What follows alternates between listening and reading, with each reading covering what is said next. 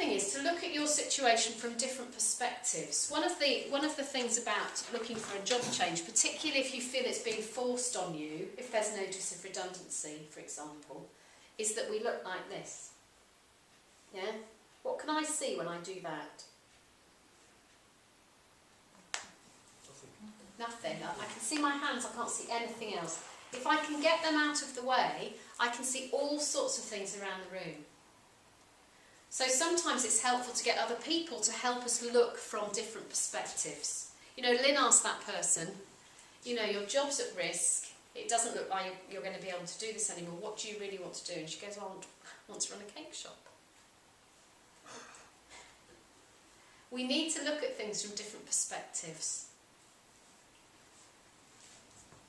Do the maths. How many of you are thinking, well, I can't do that because I can't afford it? Yeah? I'm thinking cake shop, what chance has that got in this day and age?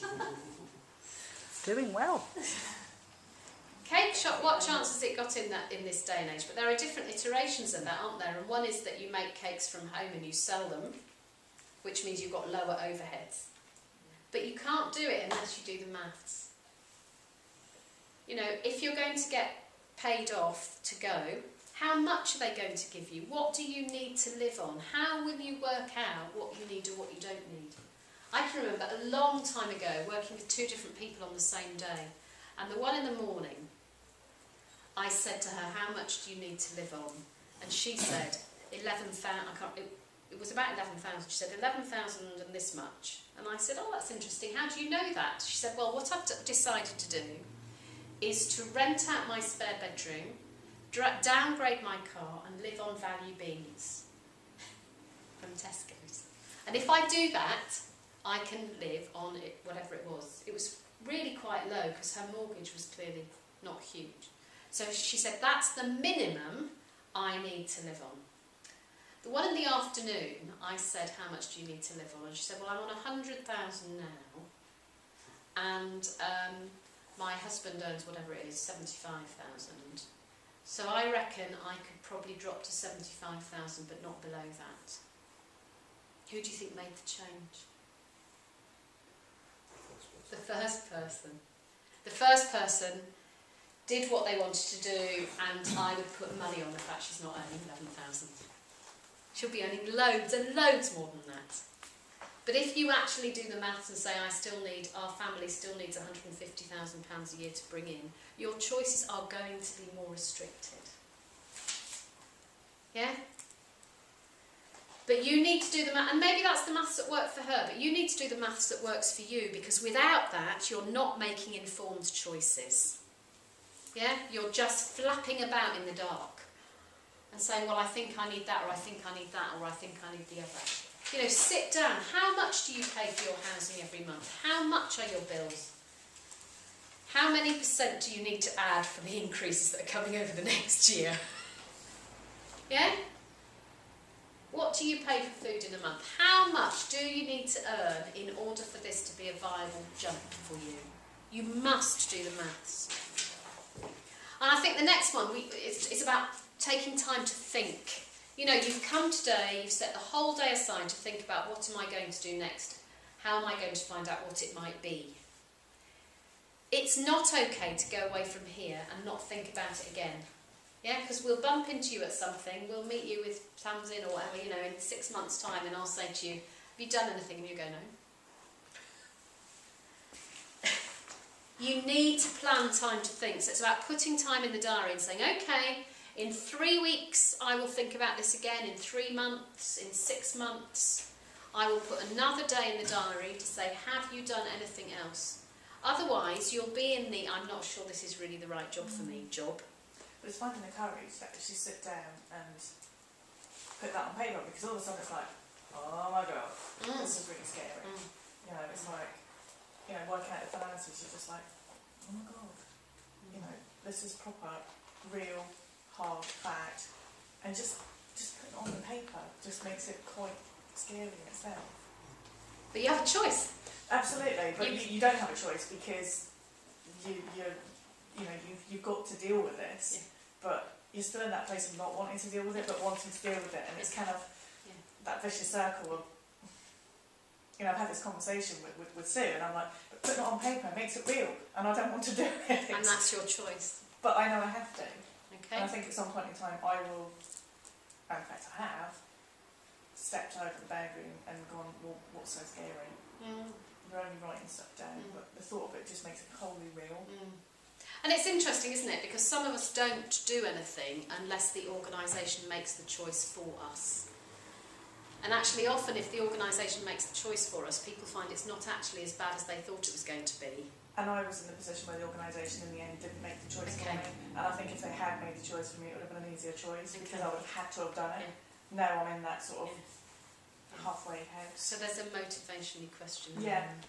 Okay. Maybe we'll come back to that later on. So the next one is create your team. Who are the people that you need around you to kick you up the backside? Who are the people that you need around you who can help you in this journey? You know, we talked earlier about angels, didn't we? Who are the people who who know people who might be looking for someone to work in their organisation? The statistics say that, is it 70% of jobs aren't advertised? It's a very high percentage. So who are the people that you need to be talking to who know what jobs are out there? Who are the people who you know who other people will approach when they're looking for somebody? We often get phone calls or emails from people saying, we're looking for someone to fill this post. We have absolutely no idea how we're going to find the right person. Have you got any ideas? You will know other people like that who get those questions. They need to know what's in your toolbox, not what they think is in your toolbox. Yeah, because they will make assumptions about what you can do by what they've seen you do, but you might, like that nurse, have a completely other cake making life that they don't know anything about. So we need our team. I think the next one is don't burn your bridges if you can help it until you know what your new life is going to be. Now sometimes you can't help it. But, you know, one of the options is that you create your own future and you set up your own business. That's one option for all of you. And what's interesting there is that you can smell in somebody who's set up a new business, you can smell whether they need your money to pay their Tesco bill. So, you know, you can use redundancy, you can use payment at the end of a contract in order to keep you going for the first few months of a new opportunity, if that's what you choose to do. So don't burn your bridges if you can help it, but sometimes, as I said, you can't. And I think the other one is just have a plan, you know, have an action plan that says, okay, the first thing I need to do is this, what do I need to do next? You know, what's the next most important thing I need to do to take this forward?